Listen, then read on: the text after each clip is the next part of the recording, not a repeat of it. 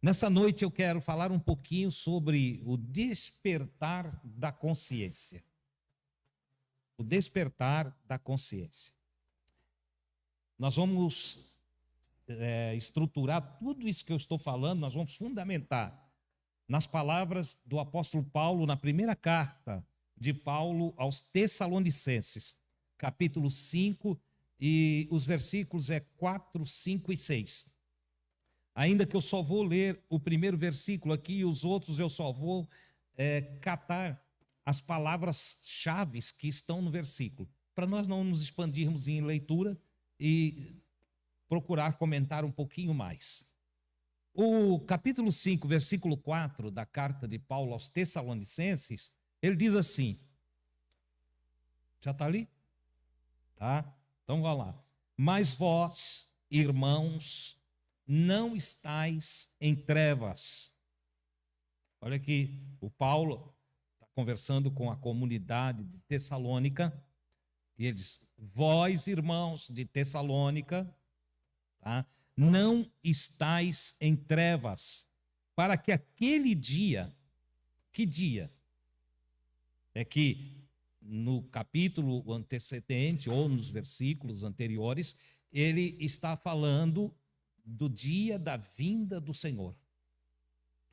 Então, com a manifestação de Cristo, certo? E ele diz que muitos, e também ele fala ali no contexto da ira de Deus, porque ele diz que Deus é bom, certo?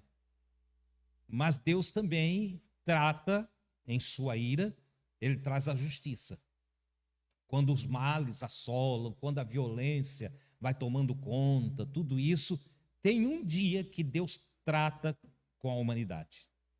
Nós temos aí as histórias como do dilúvio, para exemplificar isso, né? Temos as histórias da destruição de Sodoma e Gomorra, que também traz no seu bojo essa ideia, cuidado com como tu ages, como tu faz as coisas, como tu te comporta, porque às vezes o nosso ego toma lugar na nossa vida e nós caímos numa tristeza de nos entregarmos à soberba, ao orgulho, né? Por exemplo, o profeta diz que Sodoma e Gomorra foi destruída por causa da soberba. Era tanto orgulho e tanta violência, pelo orgulho veio a violência, que Deus disse, eu vou destruir esse povo, porque esse povo não tem mais jeito.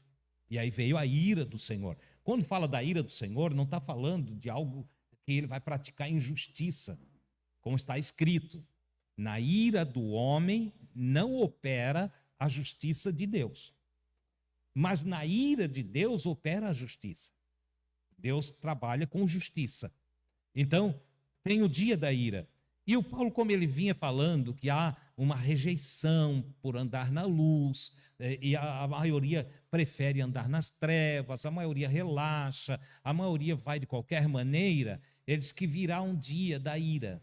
E o dia do Senhor, o dia dele trabalhar e julgar, será repentino. Ele usa uma expressão, será como o ladrão à noite, que vem numa hora que ninguém espera, né? Ele disse, mas vocês não estão em trevas, para que aquele dia vos surpreenda como um ladrão. Vocês estão iluminados. Vocês têm refletido, vocês têm desejado Deus, vocês têm procurado os ensinamentos do Senhor, dos sábios, dos profetas, dos apóstolos, vocês têm acatado os ensinos de Cristo, então vocês estão iluminados. A base do que quero falar nessa noite, o despertar da consciência, fundamenta-se nesse argumento paulíneo, certo? É certo que todos nós estamos vivendo em um mundo que está tenebroso, né? A vida ela tem sido muito assim levada numa luz artificial, entende? Tem gente que está iluminada pelo celular, né? O outro pela TV. Tem gente que está iluminado por tudo quanto é lâmpada artificial que tem por aí, né? São telas acesas distraindo o tempo todo. E o que a maioria não percebe é que essas distrações acabam nos levando ao que Paulo, por analogia, chama de sonolência, ou leva as pessoas a ficar como que dormindo. Isso significa, estão vivas, mas não estão apercebidas. Estão vivas, né? Têm recebido notícias, têm recebido muito conhecimento, mas não estão apercebidos. Eu outro dia estava estudando um pouquinho sobre jornalismo e à medida que eu estava avaliando como é trabalhado para trazer uma matéria, primeiro se procura uma manchete especial, né, para chamar a atenção. Normalmente quem lê o título não entende nada, porque tem gente que só lê o título. Vi essa notícia e sai correndo. E é isso que o jornalista quer, ele quer te convencer que aquilo que está no título vai te chamar a atenção. E com chamar a atenção, as pessoas conversam umas com as outras a respeito desse assunto. Veja, distraídas, não lê o texto. 99% daquilo que é a manchete dentro do texto não é a verdade. Entendeu? Chega lá dentro do texto, quando você vai, não é assim. Um exemplo assim, o governo federal vai distribuir dinheiro para todos. Manchete. Todo mundo vai. Está sabendo, o governo agora vai destruir. E começa a conversar no café, na padaria, no trabalho, em casa, em todo lugar começa aquela argumentação. Só que tem o avisado, o desperto, o que está acordado, que não olha o tema, o título. Ele vai lá ler. Aí ele começa a ler, já no segundo parágrafo ele descobre. É só para quem está abaixo da linha da miséria. Pronto. Entendeu? Então não leia título. Você sabia que das reportagens que nós assistimos, os jornais, os telejornais e todas as notícias que a gente recebe, você não aproveita para nada? Li um livro em que o autor diz que tudo que você precisa saber, você fica sabendo em 3 minutos tomando um cafezinho na padaria. Porque as pessoas vão ler tudo, vão examinar tudo, vão examinar não, vão pegar a manchete, vão argumentar, vão conversar, e vai ter também aquele que vai ler e diz, não é mais nada disso. Aí surge a indignação no pessoal, e diz, poxa vida, não dá para acreditar em nada mesmo. Ele diz assim, mas no outro dia estão lá vendo de novo. E lendo a manchete de novo. E tem gente que gasta um tempão na frente, não pode comprar o jornal, ele fica na frente da banca de revista, né? Ou da livraria, ou da padaria, só lendo as manchetes que estão na página de capa. Que bobeira. Não serve para nada. Não vale nada. Ora, Paulo diz, vocês são filhos da luz. Vocês são de Deus. Vocês precisam estar acordados. Vocês não devem ir no embalo dessa geração adormecida. Quando ele fala de esse adormecer, ele está dizendo, olha, a consciência da maioria não está iluminada. A consciência da maioria está dormindo. Não está elastificada, não está expandida. A maioria está só no embalo do todo mundo. Todo mundo faz. Todo mundo vai, eu vou também. Nem queria ir, mas todo mundo vai, então eu vou. Entendeu?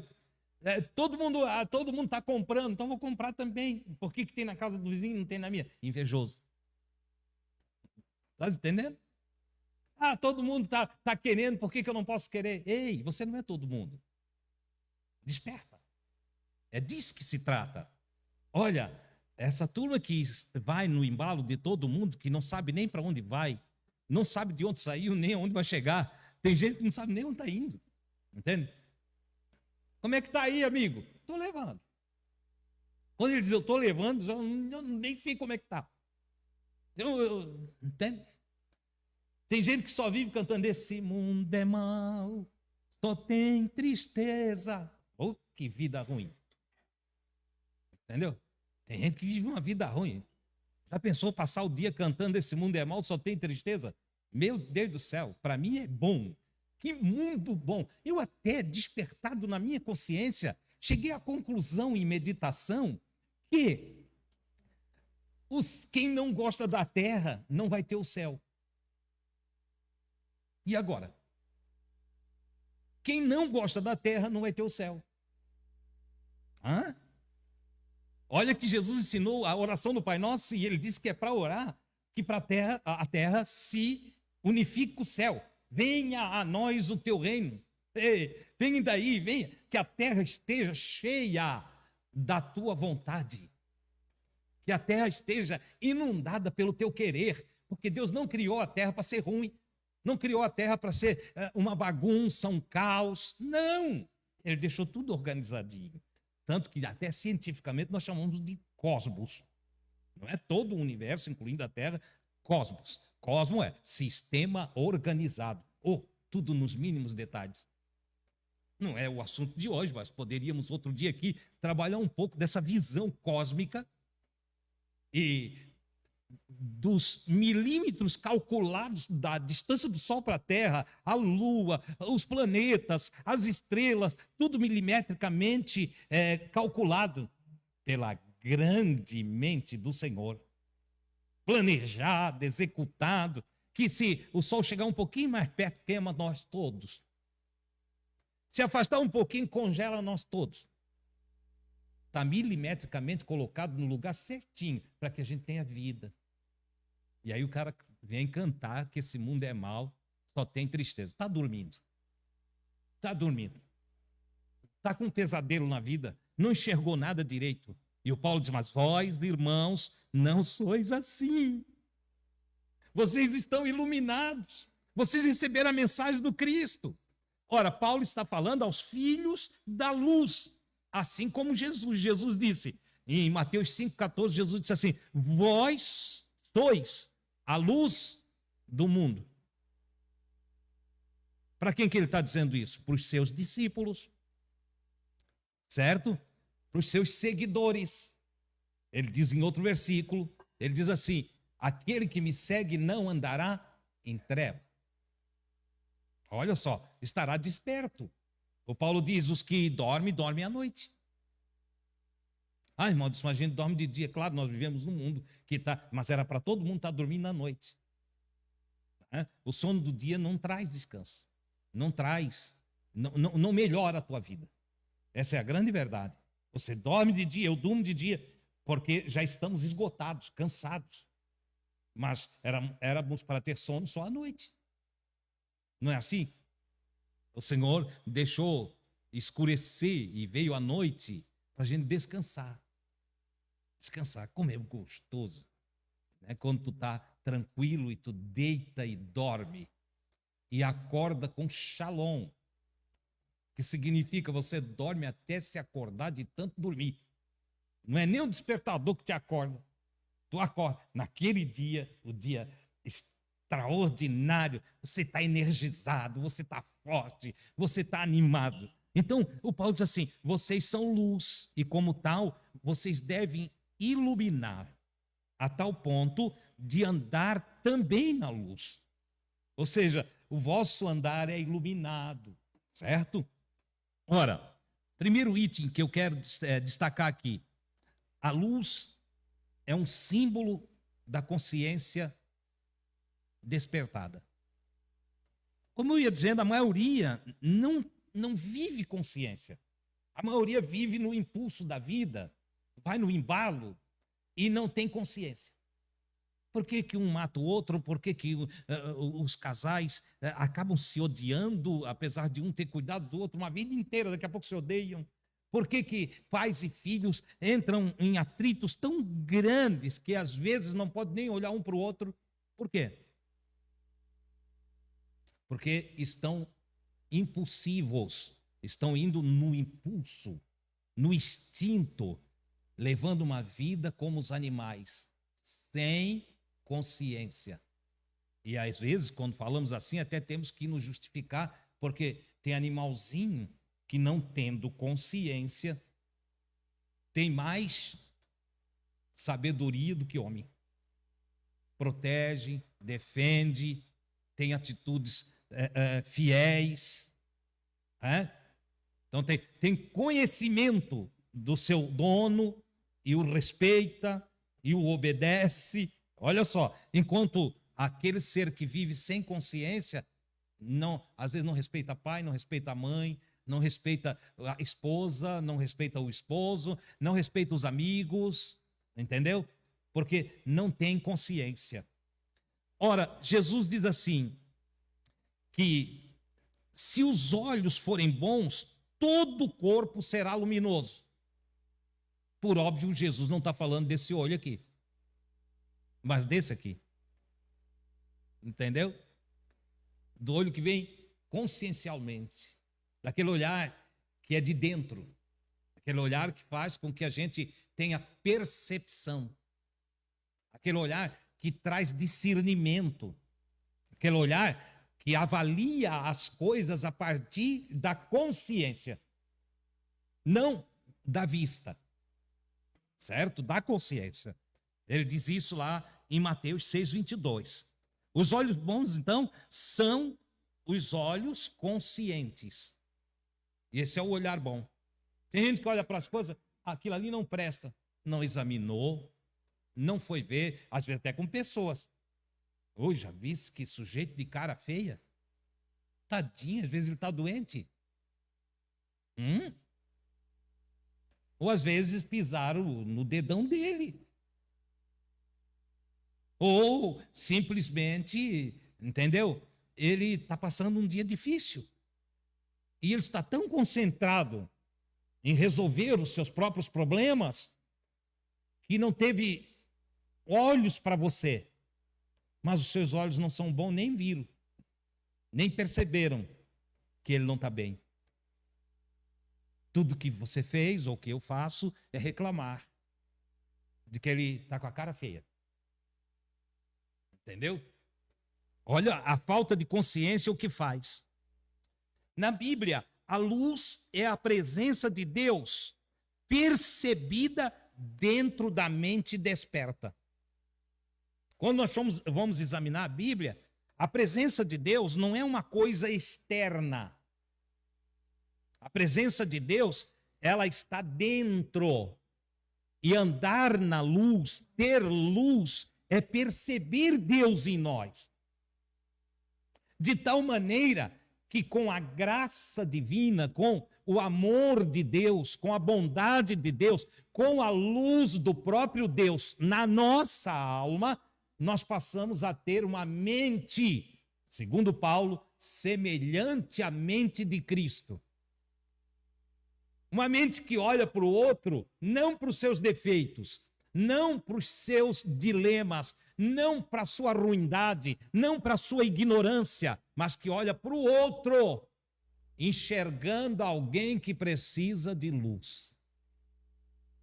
É aí que, diferente de todos nós, Jesus perdoa a mulher pecadora, atende o leproso, dá vista ao cego, vai na casa de um pecador, se assenta, come com ele, bebe com ele, provocando os religiosos.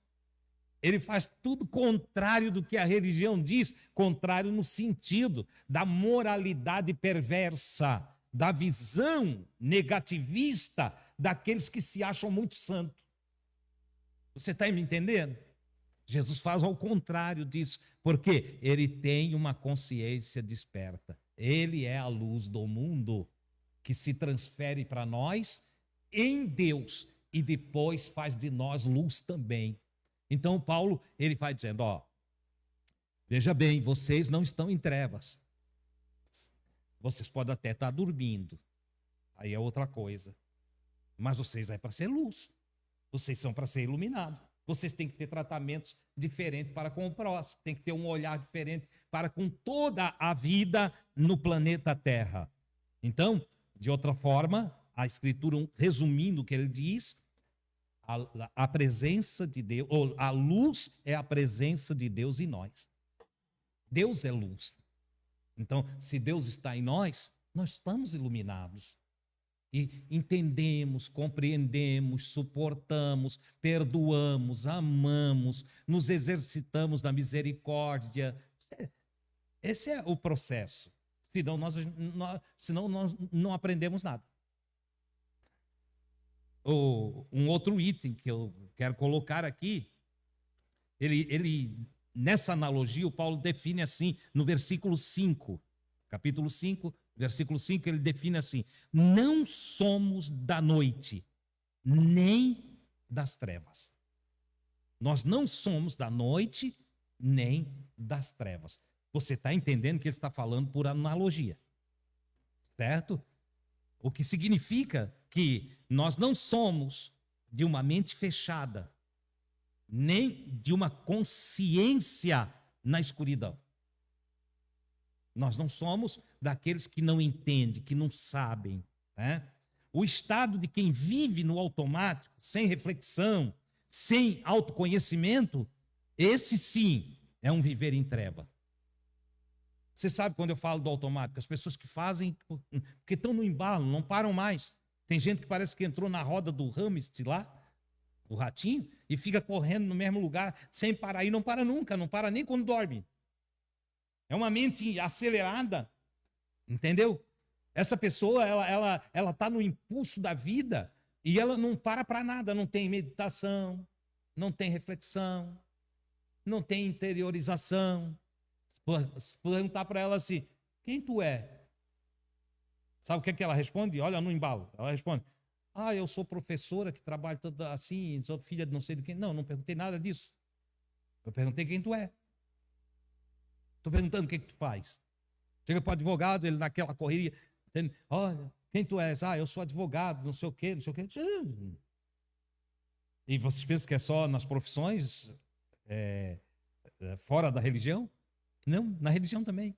Quem tu é? O cara vai rapidinho. Eu sou o pastor fulano, tal, grande coisa, eu não perguntei o que tu faz, nem onde tu trabalha, nem teu título.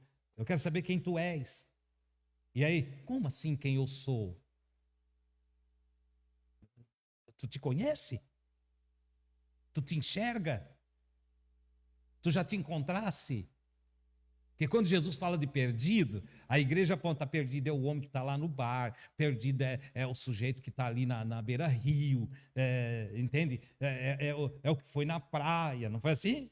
A igreja ensinava por aí, entendeu? Mas não, Jesus vai ensinando diferente. Perdido é aquele que não se conhece, aquele que não sabe o estado em que se encontra, aquele que não tem consciência do próprio ser, entendeu? Aquele que não... Olha, eu não sei o que eu faria se fosse eu, não sei o que faria. Não sei o que faria porque nem se conhece. Quem se conhece sabe exatamente o que faria. Sabe direitinho o que faria. Ou se acontecer tal e tal coisa contigo, eu pretendo fazer assim, assim e assim. Eu me conheço. Eu tenho noção de quem sou. Eu sei a quem sirvo. Eu sei o caminho que estou andando. Você está entendendo? Então, por isso que o Paulo diz, vocês estão despertos.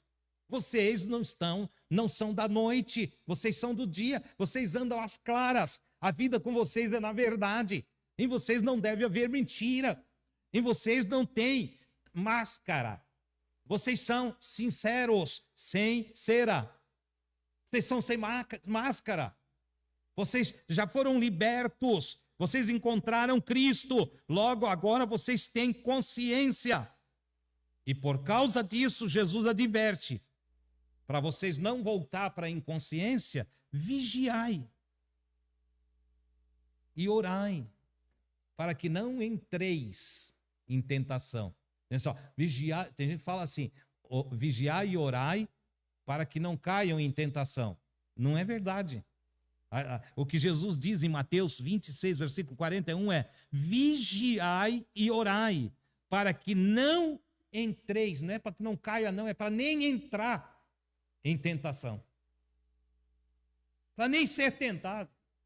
Como é que eu faço para não ser tentado de fazer uma coisa errada, uma besteira, um ato ruim? Como é que eu faço? Está aqui a receitinha. Primeiro, vigilância.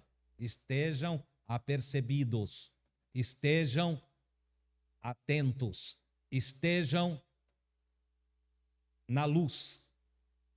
E, estando na luz, apercebido, sabendo que há muitos imprevistos no caminho da vida, Orai. Orai. E aqui eu já ensinei a oração, né? Como é que vocês oram, né?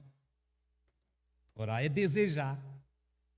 Né? Orar é desejar. Todo desejo bom que você carrega em você é oração. Sabe? Quando a sua alma diz, ah, meu Deus, me faz ser uma pessoa melhor. Ah, lá dentro, você não está falando. Oração não é falar, não é blá, blá, blá. É desejo, é intenção. Deus, já falei para vocês, vou repetir para ficar bem gravadinho aí. Deus não ouve as palavras que saem da nossa boca. Deus analisa o nosso coração. Aqui, coração, tá? O centro, a sede, a alma, a sede das intenções, dos desejos, das vontades. É aqui que ele examina. Porque muitas vezes o que sai aqui não é o que está aqui. Muitas vezes se fala, porque tem o outro ali escutando no lado, né? Ó, vamos fazer uma oração agora. Aí tem cada oração bonita, né? Mas lá dentro o som é outro. A realidade é outra. E Deus só atende o que vem lá de dentro. Por isso o salmista diz que Deus atende os desejos do coração dos seus servos. É o desejo. Quanta oração sem desejo, né? Vocês já viram as orações sem desejo? Tem gente que pensa que vãs repetições são as rezas judaicas ou católicas. Não, meu irmão. Vãs repetições é tudo aquilo que eu falo sem a intenção que aconteça. Sabe? Eu vou ali, eu vou preencher 1 hora de oração para dizer que orei 1 hora. E aí falo. Isso é vã repetições. É o blá, blá, blá lá. Se ficasse em silêncio era melhor. Se ficasse em silêncio, talvez ouvisse Deus falar. Lá dentro. Talvez recebesse insights ou inspiração para algo melhor na sua vida. Certo? Ora, quantas vezes vivemos o dia sem realmente estar nele? Você já parou para pensar isso? Quantas vezes a nossa sonolência da consciência ou o nosso dormir consciencial nos faz viver o dia sem nem perceber que nós estamos vivendo? O embalo, a correria, todos os conflitos, a junção de tudo aquilo que nós vamos, tudo inconscientemente. Quantos acordam no piloto automático, nem diz graças a Deus por mais um dia? É isso. Entende? Já corre com o despertador, né? E já sai correndo porque tem que fazer isso, tem que fazer aquilo. Aí quando chega no fim, diz, as horas parecem que estão aceleradas. Vocês não acham que o tempo está acelerado? Parece que Deus acelerou o relógio. Quem já não ouviu falar isso? Entendeu? Está passando tão rápido. O dia parece que não tem mais 24 horas. Tem as mesmas 24 horas. Está tudo igualzinho sempre. Sabe quem mudou? Nós. Nós mudamos. Nós mudamos. Nós não estamos mais andando apercebidos. O que é isso? O sono da consciência. O dormir da consciência. Nós precisamos despertar de novo a consciência para que possamos passar a olhar o dia. O Moisés escreveu lá atrás e ele disse, ensina-nos, Senhor, a contar os nossos dias, de tal maneira que nós possamos alcançar corações sábios. Como a maioria não tem sabedoria, então vê o dia passar ligeiro e parece que o dia não valeu a pena, parece que aquele dia não serviu para nada, parece que o dia correu e, meu Deus, não sei nem, foi mais um dia, foi embora. Não tem um testemunho para contar, não escreveu um verso bonito, não teve reflexão, não meditou, o sol nasceu e o sol se pôs e o indivíduo não viu brilho algum. Entendeu? Os pássaros cantaram, as flores desabrocharam, as águas caíram das cascatas, encheram os rios, correram todos os rios para o mar não se encheu até transbordar, continua na mesma condição, evaporou-se as águas, retorna, o ciclo está perfeito, tudo continua como Deus quis que fosse, tudo está no seu devido lugar. Quem está fora? Nós. E aí achamos que o dia mudou, achamos que o calendário mudou, achamos que o tempo mudou. Não! Somos nós com o problema. Terceiro ponto, o Paulo fala de vigilância também, como Jesus. Capítulo 5, versículo 6, ele diz: não durmamos como os demais. Não vamos no embalo dos outros, não durmamos como os demais, mas vigiemos e sejamos sóbrios. Sejamos sóbrios. O que mais falta na atualidade são pessoas sóbrias. Pessoas equilibradas. Não é o que mais falta?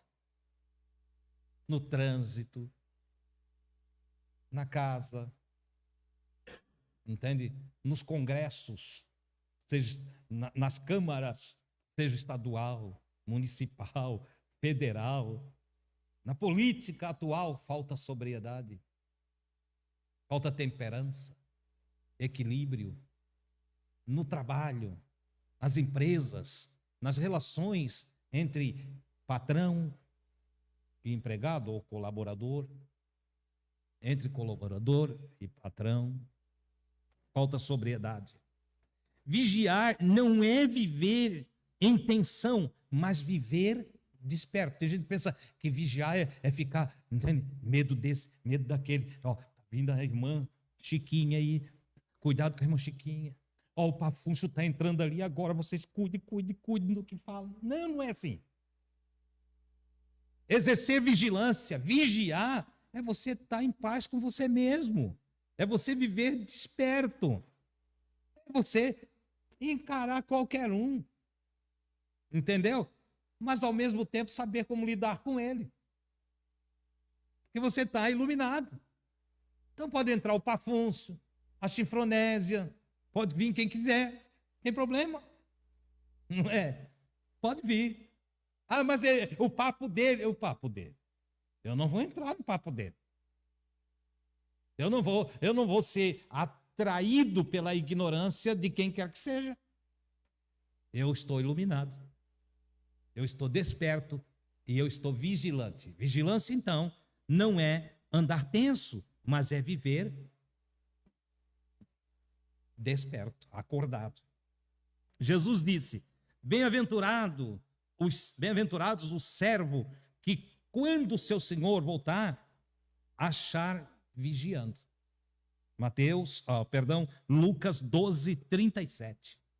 Bem-aventurado, muito feliz o servo, a pessoa que o Senhor, quando vier, achar vigiando.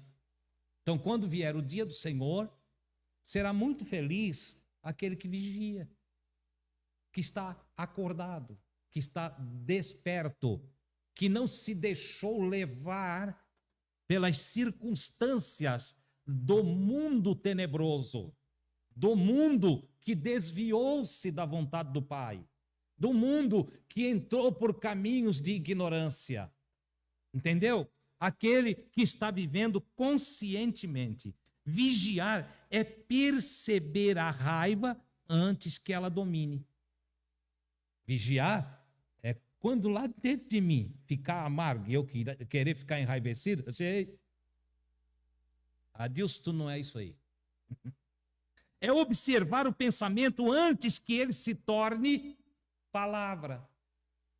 A sobriedade, ela faz com que eu pense antes, com que eu reflita antes. E na luz da consciência, a minha ação não vai ser impulsiva. Ela vai ser de dominar o pensamento. Eu vou dizer um desaforo para aquela Joaninha ali. Aí você, mas por que eu vou dizer um desaforo? Eu sou de Deus, eu sou da luz. Vou ficar quieto.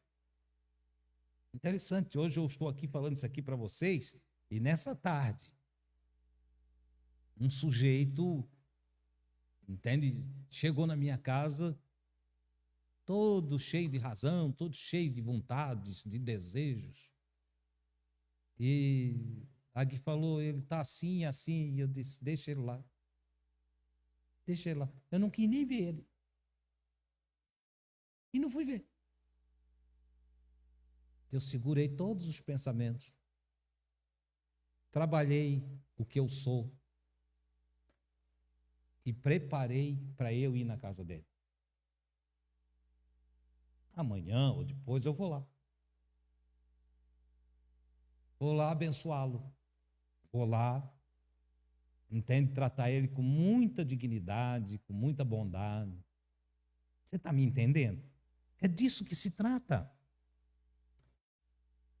É lembrar no meio da correria que a vida é sagrada, aqui e agora. A vida é uma bênção. A vida é maravilhosa e nós não temos que perder a cabeça por nada, porque perder a cabeça é se perder. Perder a cabeça é a conotação objetiva e direta, ainda que simplória, de perder a consciência.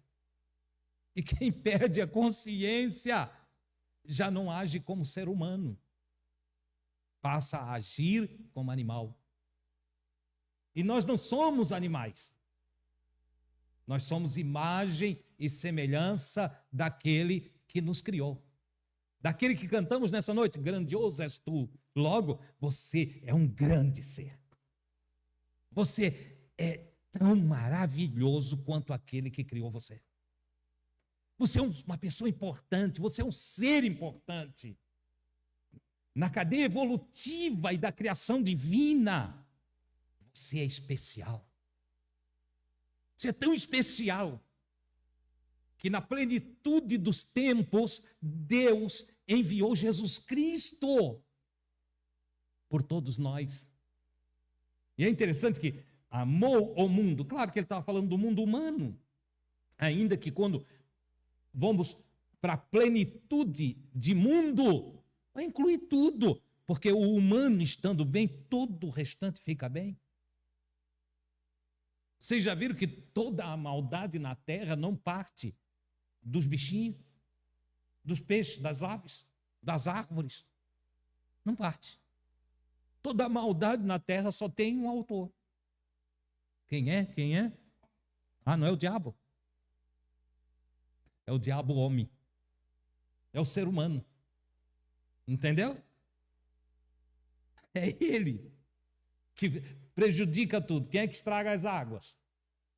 O homem. Quem é que estraga as florestas? O homem. Quem é que destrói as montanhas? O meio ambiente no todo, a flora e a fauna, sofrem com as ações de quem? Do homem. De mais ninguém. Para os que têm medo do apocalipse, muda o homem e o apocalipse muda todinha a sua história. Estou falando isso, entendendo que a maioria, quando se fala em apocalipse, já acha que está vindo aí, né? Não. Só Apocalipse 17. O homem é o responsável por tudo aquilo que você lê de ruim. Apocalipse 17. Pronto. Deus vai colocar no próprio intento dos homens para que eles façam a vontade de Deus, quando ele exercer juízo, quando vir aquele dia. Entendeu? Mas vós, irmãos, já sabeis, vocês têm aprendido, certo? Sobriedade, então. Sobriedade não é ausência de emoção, é clareza no meio das emoções. Ser sóbrio é quando você sentir raiva, quando você estiver irado, ainda assim você tem clareza que tem que agir corretamente. Estou indignado, mas eu vou agir com justiça. Correto. Entendeu? A minha vontade é pegar no pescoço do indivíduo, mas eu sou sóbrio. Eu me controlo. Eu me domino. Eu não posso, eu não tenho como travar as minhas emoções.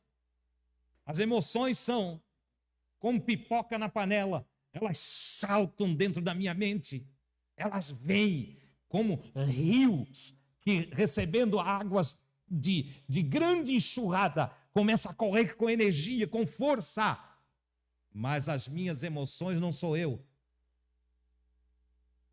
Eu sou a consciência que controla as emoções, que controla os pensamentos, que controla as ações.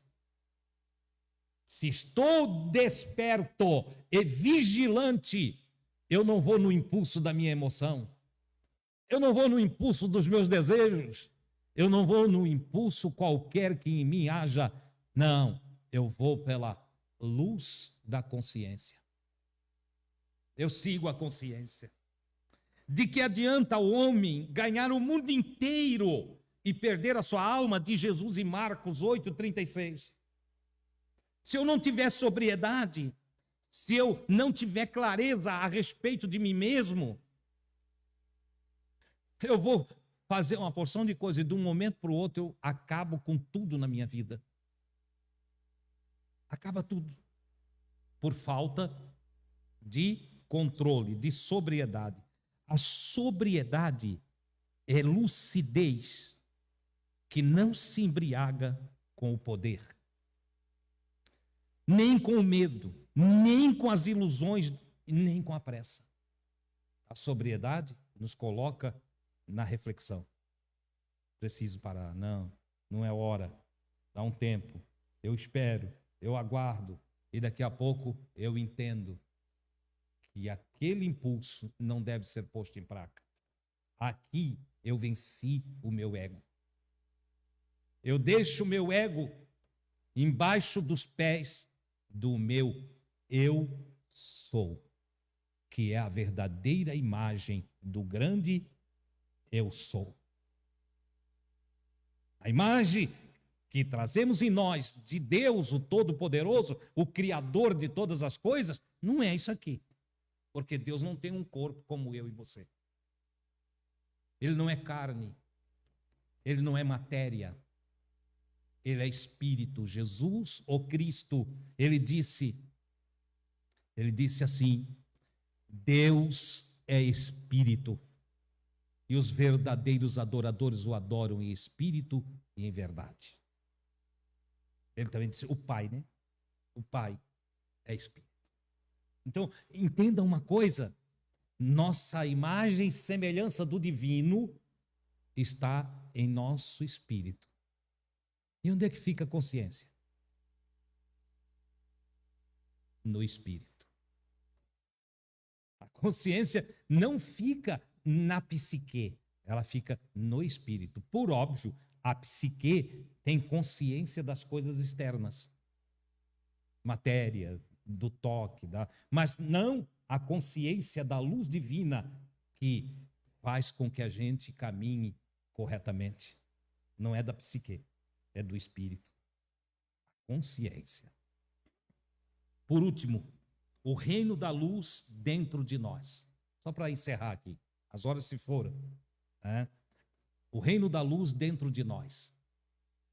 Jesus fala em Lucas 17:21, o reino de Deus está dentro de vós. O reino de Deus está dentro de vocês.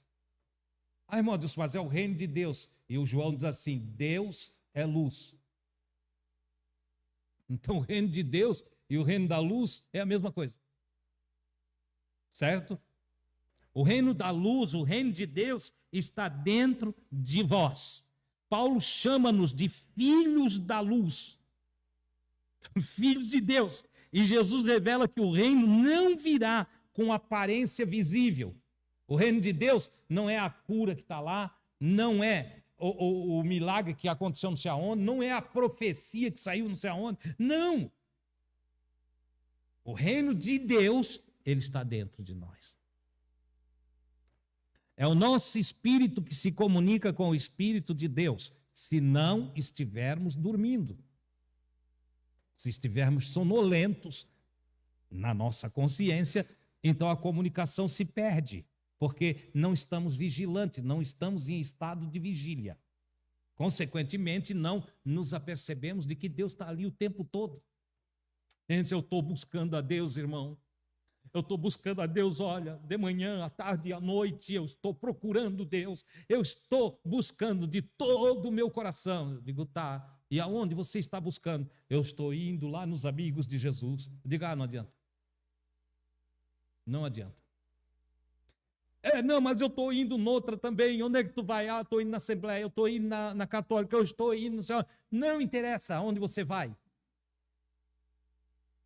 Enquanto você não se acordar, não despertar e entender que o reino de Deus está dentro de você, você não vai achar ele em outro lugar. Você não vai encontrar em outro lugar.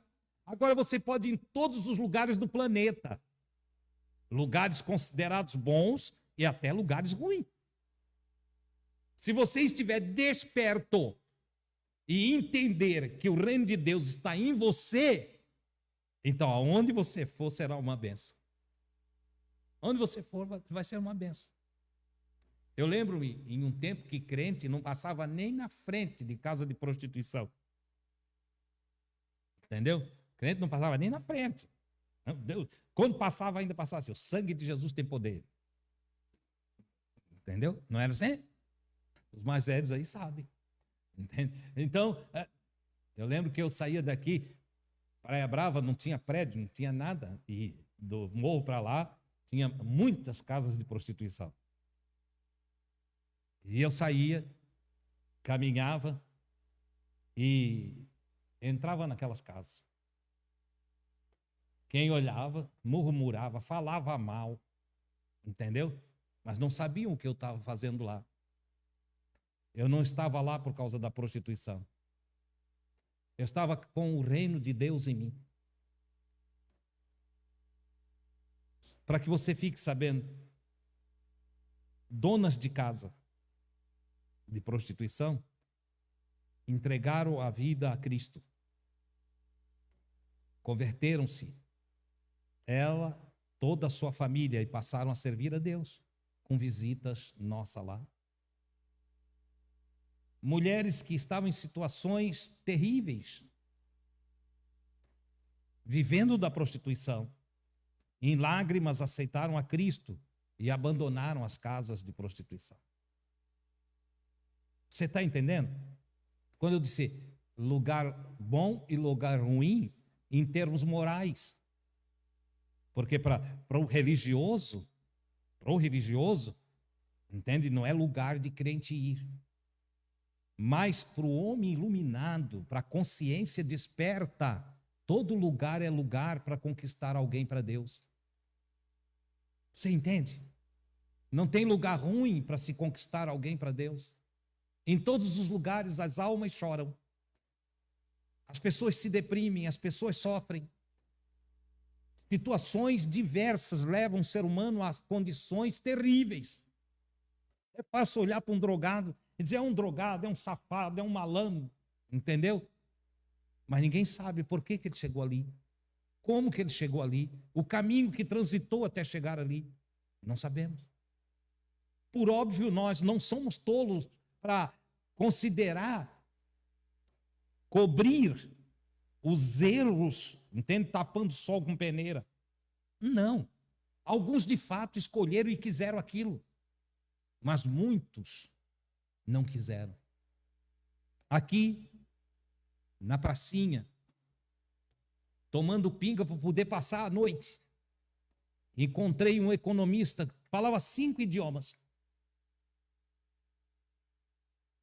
Uma frustração que teve, um impacto da vida, sofreu um trauma tão grande que caiu, veio lá do estado de São Paulo para cá e ficou na sarjeta.